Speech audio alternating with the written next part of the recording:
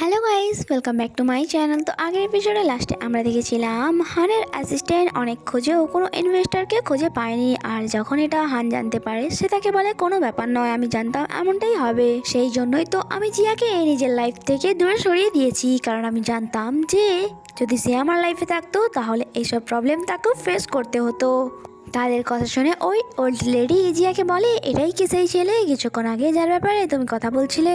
But জানি না কেন আমার মনে হচ্ছে যে এই ছেলেটি তোমাকে অনেক বেশি ভালোবাসে, নয় সেই জন্যই তো তোমার কষ্ট হবে ভেবে সে তোমাকে নিজের থেকে দূরে করে দিয়েছে, যখন কি সে জানে সে তোমার থেকে দূরে থাকতে পারবে না। কিন্তু দুঃখের কথা তো এটাই যে যখন সে প্রবলেমে আছে তুমি তার পাশে নেই, তাকে ছেড়ে তুমি চলে এসছো।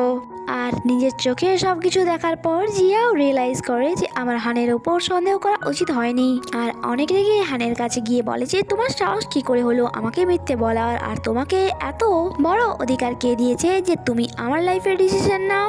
আমার ভালোবাসার জন্য আমি এই ডিসিশন নিতে পারি। নেক্সট সিনে আমরা হানকে দেখি যেখানে সে তার সমস্ত এমপ্লয়কে বলছিল যে কোম্পানির অবস্থা খুবই খারাপ, আপনাদের মধ্যে যারা যারা এই কোম্পানিতে ইনভেস্ট করেছেন তাদেরকে সমস্ত কিছু আমি ফিরিয়ে দেব, আর এত বছর আমার সাথে থাকার জন্য অনেক অনেক ধন্যবাদ। বাট সমস্ত এমপ্লয় যাওয়ার জন্য মানা করে দেয়, আর এটা বলে যে আমরা আপনাকে ছেড়ে যাব না, আমরা জানি আপনি খুব ভালো কামব্যাক করবেন। হান বলে যে আমি বুঝতে পারছি, বাট এটা এত সহজ নয়, কারণ এবারে অনেক বেশি লোন হয়ে গেছে আমাদের কোম্পানির ওপর। হয়তো এটাও হতে পারে যে কিছুদিনের মধ্যেই আমাদের কোম্পানি ব্যাংকরাফট হয়ে যাবে। তখনই পেছন থেকে কারোর আওয়াজ আসে যে বলে, কে বলেছে তোমার কোম্পানি ব্যাংকরাফট হয়ে যাবে? আর আমরা জানতে পারি এটা আর কেউ নয়, ওই ওল্ড গ্র্যানি ছিল। অ্যাকচুয়ালি গ্র্যানি অনেক বেশি রিচ ওম্যান ছিল, বাট তিনি সব পছন্দ করতেন না, নাই কারোর সাথে মেলামেশা পছন্দ করতেন। তাই গ্র্যানি সবসময় সাধারণ জীবনযাপন করতো। এখানে জিয়াও গ্র্যানিকে দেখে অনেক বেশি অবাক হয়ে যায় অ্যান্ড বলে, আপনি এখানে কিভাবে? গ্র্যানি হানের কোম্পানিতে অনেক বড় একটি অ্যামাউন্ট ইনভেস্ট করতে রাজি হয়ে যায়। যা শুনে হান বলে যে মিস জু, আপনি তো বিজনেসে ইনভেস্ট করতে একদমই পছন্দ করেন না, আর নাই বেশি লোকেদের সাথে মেলামেশা করতে পছন্দ করেন, তাহলে আপনি আমার কোম্পানিতে ইনভেস্ট কেন করতে চান?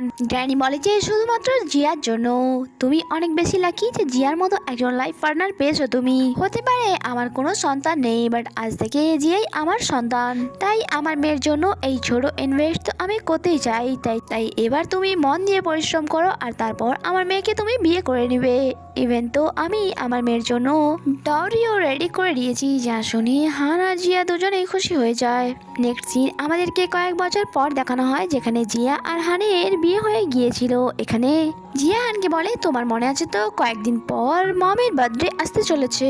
হান বলে, হ্যাঁ আমার মনে আছে। জিয়া বলে, আমি মমের বার্থডে গিফটের জন্য সেভিং করে রেখেছি, আর আমি এটাও জানি মমের কোন ব্র্যান্ডটি সব থেকে বেশি পছন্দ। এরপর যখন সে অনলাইনে ব্র্যান্ডের তার এইসব কথা সেখানে দাঁড়িয়ে থাকা রিটেলারও শুনে নেয়, তাই তাকে অদ্ভুত হয়ে দেখে যাচ্ছিল সে। অ্যান্ড যখন জিয়া একটি ব্যাগের প্রাইস তাকে জিজ্ঞাসা করে, সে বলে এই ব্যাগটির প্রাইস 28,000 ইউয়ান। যা শুনে তো জিয়ার মুখ খোলাই রয়ে যায়, অ্যান্ড সে বলে এমনকি কোনো স্টক নেই যার প্রাইস অ্যাফোর্ডেবল অ্যান্ড যা দেখতেও অনেক ভালো হবে। যা শুনে সে বলে যে দেখুন মিস, এই ব্যাগটি আমাদের শপের সব থেকে লো প্রাইসের ব্যাগ, তাই এর থেকেও যদি সস্তা চান তাহলে বাইরে কোথাও গিয়ে কিনে নিন।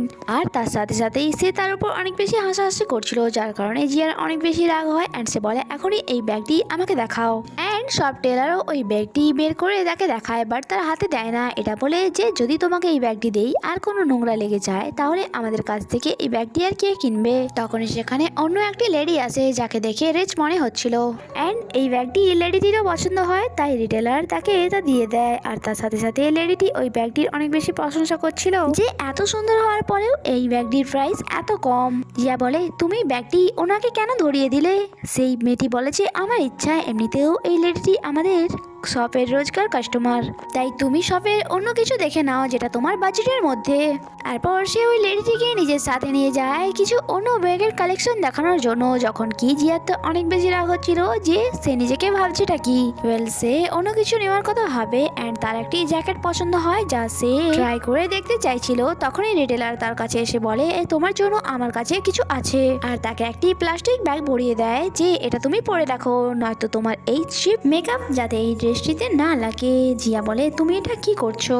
তোমার কি মাথা খারাপ হয়ে গেছে? তখনই পিছন থেকে ওই লেডিটি জ্যাকেট ট্রাই করে বাইরে আসে। যাকে দেখে জিয়া বলে যে এই লেডিটি তো প্লাস্টিক ব্যাগ পরেছিল না, তাহলে আমি কেন পরবো? সে বলে তুমি ওই লেডিটির সাথে নিজেকে তুলনা করতে যেও না, কারণ তোমার আর তার মধ্যে আকাশ পাতালের পার্থক্য। তুমি এখানে বাসে চড়ে এসছো, যখন কি ওই লেডিটি নিজের প্রাইভেট কারে করে এখানে এসছে। যা শুনে তো জিয়ার অনেক বেশি রাগ হয় অ্যান্ড সেই জ্যাকেটটি তার দিকে ছুঁড়ে মারে আর বলে আমার কোনো ইচ্ছা নেই এই জ্যাকেটটি কেনার, নিজের জ্যাকেট নিজের কাছে রাখো। যখন কি সে বলে যে এমন ভাবে বলছো যেমন কি এটা তুমি অ্যাফোর্ড করতে পারবে, কাছে টাকা নেই আর ব্র্যান্ডেড জিনিস কিনতে চলে এসছে।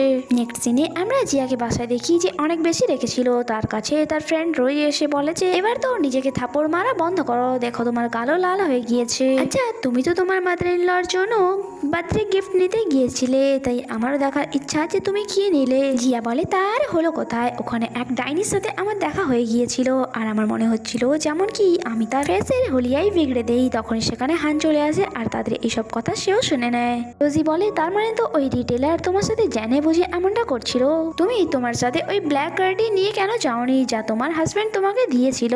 জিয়া বলে হ্যাঁ একদম ঠিক বলছো তুমি দেখতে থাকো খালি, আমি কাল আবারও ওই শপে যাবো অ্যান্ড ওই লেডিটি আমাকে বাই লুক কি করে চার্জ করে আমিও দেখবো। আর এইসব কথা হানও সেখানে দাঁড়িয়ে দাঁড়িয়ে শুনছিল, বাট সে এই ব্যাপারে কিছুই বলে না। অ্যান্ড এখানে এই এপিসোডই শেষ হয়। আগে কি হয় তা জানতে স্টে কানেক্টেড। Bye bye.